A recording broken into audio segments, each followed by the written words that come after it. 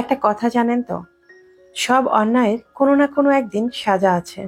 আপনি হয়তো অন্যায়টি করা এখন বন্ধ করে দিয়েছেন, অন্য কিছুতে মন দিয়েছেন বা অন্য কিছু নিয়ে ব্যস্ত হয়ে আছেন।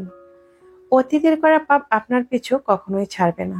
যে অপরাধ আপনি করে ফেলেছেন তা আপনার এমন টাইমে এসে আপনার জীবনে ধরা দিবে, যে সময় হয়তো আপনি সবেমাত্র সুখ করবেন বলে নিজেকে গুছিয়ে এনেছেন, এমন সময় এই কর্মফল এসে উপস্থিত হবে। আর আপনার করা অপরাধের শাস্তি দিয়ে যাবে, আপনি কিছুই করতে পারবেন না। শাস্তি মৃত্যুর আগ মুহূর্তে হলেও ঠিকই হবে, হবেই। তাই সময় থাকতে সাবধান হয়ে যান। সুপ্রিয় দর্শক, আসসালামু আলাইকুম। আমি লাকি, ঢাকা থেকে বলছি। লাকি স্পিন ওয়ার্ল্ডের পক্ষ থেকে আপনাদের সবাইকে শুভেচ্ছা জানাচ্ছি। কাছে কিংবা দূরে, দেশ এবং দেশের বাইরে যে যেখান থেকে আমার আজকের ভিডিও দেখছেন কিংবা দেখছেন না, আশা করছি আল্লাহ পাকের অশেষ রহমতে আপনারা সবাই খুব ভালো আছেন। আমিও আলহামদুলিল্লাহ আল্লাহ পাকের অশেষ রহমতে বেশ ভালোই আছি। চলে এলাম আজকে নতুন আরেকটি ভিডিওর সঙ্গে। প্রতিদিনের মতো আজকের ভিডিওটিও সকাল থেকেই শুরু করেছি। সকালে উঠে প্রথমে নাস্তা রেডি করে নিচ্ছি। আজকে সকালে উঠে খিচুড়ি রান্না করে নিচ্ছি। প্রচন্ড গরমের কারণে যতটা তাড়াতাড়ি করে রান্নাঘরের কাজগুলো করা যায় আমি কিন্তু সেটাই করে থাকি। আর যে কারণে খুব ভোরেই কিন্তু ঘুম থেকে উঠি, কারণ রোদ উঠে গেলে তখন আর কিচেনে কাজ করার কোনো উপায় থাকে না। তাই তো চেষ্টা করি কিচেনের কাজগুলো খুব সকাল সকাল করে ফেলার জন্য। আজকেও কিন্তু তার ব্যতিক্রম নয়। আমি যখন ঘুম থেকে উঠি তখন কিন্তু প্রায় 5টা। তো প্রতিদিন এভাবেই কাজগুলো করে থাকি। উঠে প্রথমেই কিচেনটা ক্লিন করে ফেলি। কিচেন পরিষ্কার না থাকলে কোনো কাজ করেই যেন স্বস্তি পাওয়া যায় না। তো আমি সকালবেলা উঠেই কিচেন পরিষ্কার করে নিয়েছি, এরপর নাস্তা রেডি করে নিচ্ছি। আর নাস্তা রেডি করতে করতে কিন্তু পাশাপাশি আমি প্লেট বাটিগুলো ক্লিন করে নিচ্ছিলাম, কারণ একসঙ্গে সব কাজ না করলে তাড়াতাড়ি কিন্তু কাজ করে আগানো যায় না। আর যতটা কম সময় আমি কিচেনে থাকবো ততটা আমার জন্য মঙ্গল। আমি জানি না আপনাদের সঙ্গে এটা হয় কি না, আমার কিন্তু ইদানিং কিচেনে আসতে ভীষণ ভয় লাগছে। মানে এতটা গরম, যা বলার বাহিরে। আর ওই যে আমি কিন্তু এর আগেও বলেছি, আমার কিচেনে কিন্তু প্রচুর রোদ পড়ে, যে কারণে কিচেনে আসাই অনেক কষ্ট হয়ে গেছে, সেটা হোক দিনের বেলা বা রাতের বেলা। হয়তো ভাবছেন রাতের বেলায় কেন কষ্ট হবে? দিনের বেলায় যে রোদের তাপটা থাকে সেটা রাতের বেলায় মনে হচ্ছে যেন ডাবল হয়ে আমার সামনে এসে ধরা দেয়। তো আমি রাতের বেলায় কিচেনে যেতে আরো বেশি ভয় পাই। তো এরই মধ্যে আমি কিন্তু সকালে নাস্তা রেডি করে ফেলেছি, আর নাস্তা রেডি করে এক মুহূর্ত দেরি করিনি, সঙ্গে সঙ্গে আমি দুপুরে রান্নাটা বসিয়ে দিয়েছি। কারণ যত তাড়াতাড়ি সম্ভব আমাকে কিচেন থেকে বের হতে হবে। আর এভাবে কাজ করলে হয়তোবা আমরা নিজেকেও একটু স্বস্তি দিতে পারবো, আর কাজগুলো একটু তাড়াতাড়ি করা যায়। যেহেতু এখন প্রচন্ড গরম, তাই আমাদের কাজগুলো কিন্তু হিসেব করেই করতে হবে। কিছু কিছু কাজ তো আমাদের গৃহিণীদের বাধা ধরা রয়েছে, যেটা হচ্ছে রান্না করা, নাস্তা বানানো। এগুলো আমাদেরকে করতে হবে, এটা হচ্ছে আমাদের প্রতিদিনের রুটিন। কিন্তু আমাদের এই কষ্টগুলো হয়তোবা অন্য কেউ বুঝবে না। তাই আমাদের কষ্টগুলো আমাদেরকেই দূর করতে হবে। তাই তো যতটা দ্রুত সম্ভব আমাদের কাজগুলো করে নিতে হবে। চুলায় রান্না বসিয়ে দিয়ে এদিকে আমি আম ভর্তা করে নিব, এই জন্য কাঁচা আম ছিলে নিচ্ছি। এটা দিয়ে আমি আম ভর্তা করব, যেন দুপুরবেলা খুব গরমের সময় খাওয়া যায়। তো এই জন্য আগে থেকে সবকিছু রেডি করে রাখছি। তো এবছর প্রথম আমি আম ভর্তা করছি। তো আমগুলোকে আমি গ্রেটার দিয়ে গ্রেট করে নিচ্ছিলাম। আমগুলো যেহেতু ছোট, তাই এখন পর্যন্ত কিন্তু এর ভেতরে আটিটা এখনো শক্ত হয়নি, যে কারণে আমের বিচি সহ কিন্তু গ্রেট হয়ে গিয়েছিল। তো সেটা আমি বেছে উঠিয়ে নিয়েছি, যেহেতু ওটা তিতা লাগে খেতে। তো এই যে এখন আমি এর মধ্যে কিছুটা লবণ দিয়ে দিলাম, তারপরে হচ্ছে কিছুটা চিনি অ্যাড করে দিয়েছি। আর সঙ্গে তো শুকনো মরিচ পুড়ে নিয়েছি। শুকনো মরিচ দিয়ে আম ভর্তা করলে খেতে কিন্তু অসম্ভব মজার হয়ে থাকে। আর সেই সঙ্গে আর একটা জিনিস তো রয়েছে, সেটা হচ্ছে লেবু পাতা। ছোটবেলায় এরকম কিন্তু আমরা লেবু পাতা দিয়ে আম মাখিয়ে খেতাম। যদিও ঢাকাতে এখন সব জায়গায় তো আর লেবু পাতা পাওয়া সম্ভব না। তো আমার যেহেতু ছাদ বাগানে লেবু গাছ রয়েছে, সেখান থেকে কিন্তু আমি লেবু পাতাটা নিয়েছি। তো ছোটবেলায় কিন্তু এভাবে আমরা আম মাখিয়ে খেতাম, সেখানে যদিও অনেকে মিলে একসঙ্গে আম ভর্তা করতাম। সেই দিনগুলো না হঠাৎ করে অনেক বেশি মনে পড়ে যাচ্ছে। আসলে যে দিনগুলো আমরা ফেলে এসেছি সেই দিনগুলোই সব থেকে বেশি মধুর ছিল। জানি না আমাদের আগামী দিনগুলো কেমন কাটবে, তবে আল্লাহ চায় তো ইনশাল্লাহ আমাদের আগামী দিনগুলো সুন্দরই কাটবে। তো কথা বলতে বলতে আমি কিন্তু তরকারিটা রান্না করে নিচ্ছি। আজকে আমি রান্না করছি ইলিশ মাছ দিয়ে কচুরমুখী, যেটা আমার সব থেকে পছন্দের সবজি। আমার কাছে মনে হয় এর থেকে বেটার আর কিছু হতেই পারে না। আচ্ছা, আপনাদের কার কার ইলিশ মাছ আর কচুরমুখী দিয়ে রান্না এই তরকারিটা পছন্দ, সেটা কিন্তু কমেন্ট বক্সে জানাবেন। এরপর আমি কলমি শাক ভাজি করে নিচ্ছি। রান্না করতে করতে আপনাদের সবার কাছে একটা রিকোয়েস্ট করে নিচ্ছি, যারা যারা এখন পর্যন্ত আমার ভিডিওটির সঙ্গে রয়েছেন, যদি আমার ভিডিওর কোনো কথা বা কাজ আপনাদের একটু ভালো লেগে থাকে, তাহলে অবশ্যই ভিডিওর নিচে একটি লাইক দিতে ভুল করবেন না। আর কমেন্ট বক্সে অবশ্যই আপনাদের মতামতটি জানাতেও ভুল করবেন না। আর আপনি যদি আজকে প্রথম আমার চ্যানেলটি ভিজিট করে থাকেন, তাহলে আপনাকে বলছি, যদি আমার কোনো কথা কাজ আপনার একটু ভালো লেগে যায়, তাহলে আপনি চাইলে আমার ছোট্ট পরিবারের একজন সদস্য হয়ে থেকে যেতে পারেন আমার চ্যানেলটি সাবস্ক্রাইব করে। কথা বলতে বলতে এরই মধ্যে আমার কলমি শাকটা কিন্তু ভাজি করা হয়ে গেছে। খুব অল্প সময়ের মধ্যে কিন্তু কলমি শাকটা রান্না হয়ে যায়। তো এখন আমি রান্না শেষ করে তারপর হচ্ছে কিচেনের যত ফুল ছিল সেগুলো কিন্তু ক্লিন করে নিচ্ছি। কিচেন এবং ডাইনিং রুমে এই ফুলগুলো থাকে, আর প্রচুর পরিমাণে ধুলাবালু পড়ে ফুলের অবস্থা কিন্তু খারাপ হয়ে গেছে। তো মাঝে মাঝে যদি এগুলো ডিপ ক্লিন না করি তাহলে কিন্তু ফুলগুলো নষ্ট হয়ে যাবে। আমি যখন ফুল কিনি তখন চেষ্টা করি যে ফুলগুলো আমি ক্লিন করতে পারবো সেই ধরনের ফুলগুলো নেওয়ার জন্য। এতে করে ফুলগুলো কিন্তু দীর্ঘদিন ভালো থাকে, ফুলগুলো সহজে নষ্ট হয় না। তো এক এক করে আমি বাসার ভিতরে অনেক ফুলই কিন্তু নিয়ে এসেছি, যতটা সম্ভব ক্লিন করে নিচ্ছি। অনেকদিন পর্যন্ত এই ফুলগুলো কিন্তু ক্লিন করা হয় না, আর প্রচন্ড ধুলাবালু পড়ছে।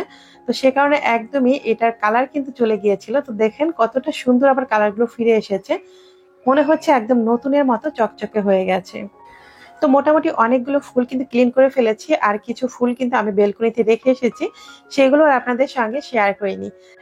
আমার বাসায় কিন্তু বিভিন্ন জায়গায় অনেক রকমের ফুল রয়েছে। এত ফুল রয়েছে যে একদিনে হয়তোবা সবগুলো ক্লিন করা সম্ভব না।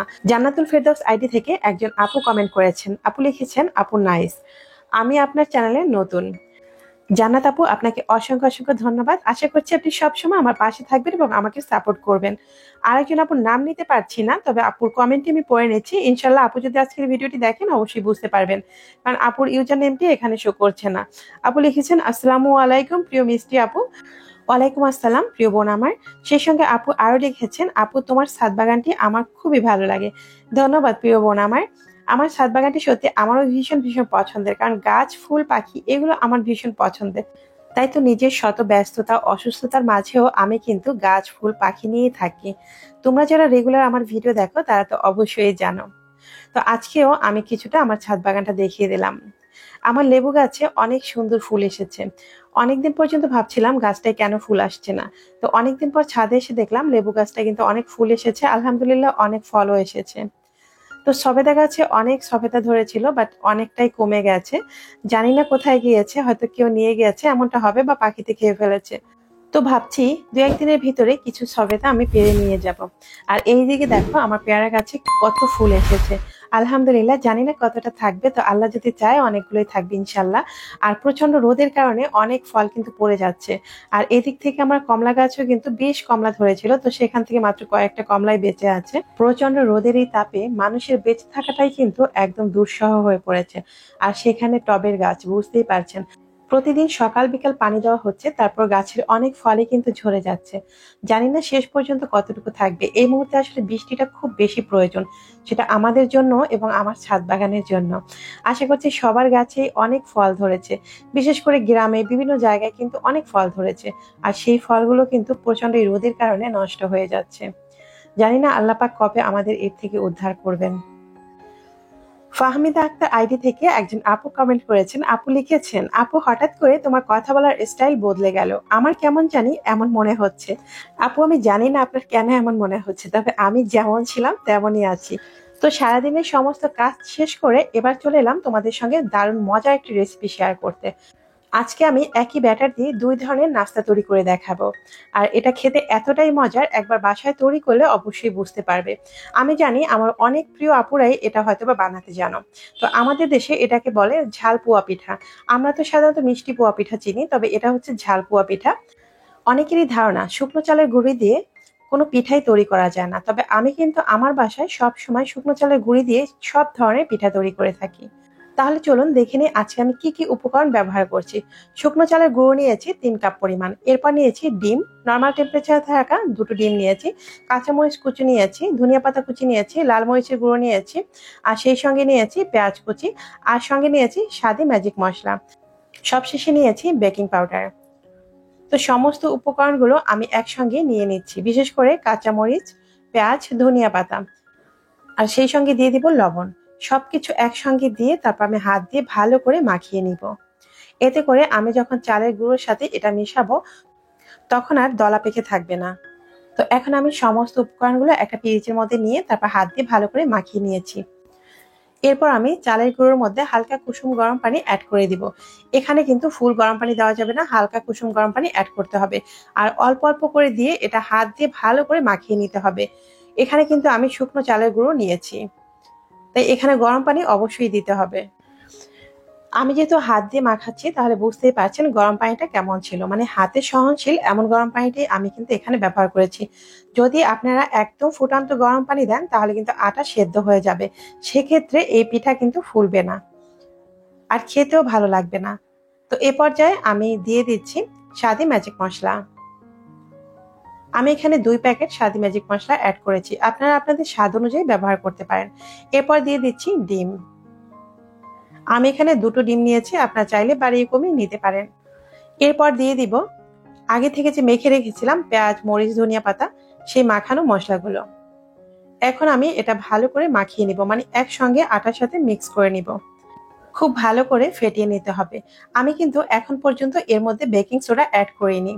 তো দেখতে পাচ্ছেন আমি কিন্তু একটু একটু করে পানি অ্যাড করে দিচ্ছি, আর এটা কতটুকু ঘনত্ব হবে সেটাও আপনারা দেখতে পাচ্ছেন। তো আমি এরপর একটা হ্যান্ড উইক্সের সাহায্যে ভালো করে এটাকে আরো মিশিয়ে নিচ্ছি। তো এই পর্যায়ে বলে দিচ্ছি আমি গত পর্বের ধাঁধার সঠিক উত্তর।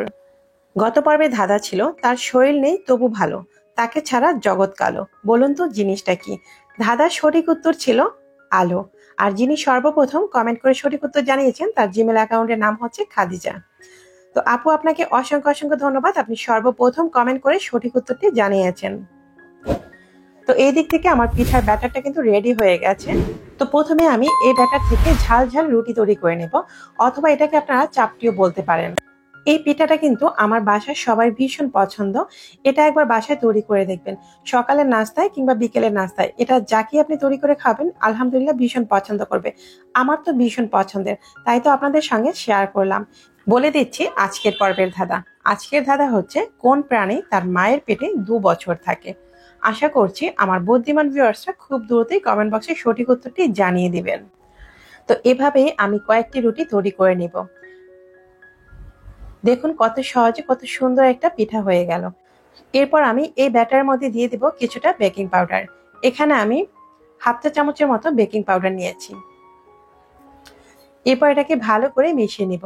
আর বেকিং পাউডার দেওয়ার পরে এই ব্যাটারটাকে আমি 5 মিনিটের জন্য রেস্টে রেখে দিব। এতে করে বেকিং পাউডারটা কিছুটা অ্যাক্টিভ হয়ে যাবে। এরপর আমি প্যানের মধ্যে বেশ কিছু তেল দিয়ে দিচ্ছি। এখন আমরা ঝাল পোয়া পিঠাটা ভেজে নিব। তো তেলটাকে আমি হালকা একটু গরম করে নিচ্ছি। আর এই দিক থেকে একজন আপুর কমেন্ট পড়ে নিচ্ছি। আপুর নামটি আমি নিতে পারছি না, আপুর ইউজার নেমটি এখানে শো করছে না। আপু লিখেছেন, আপু সালাম নেবেন, আমি ইন্ডিয়া থেকে।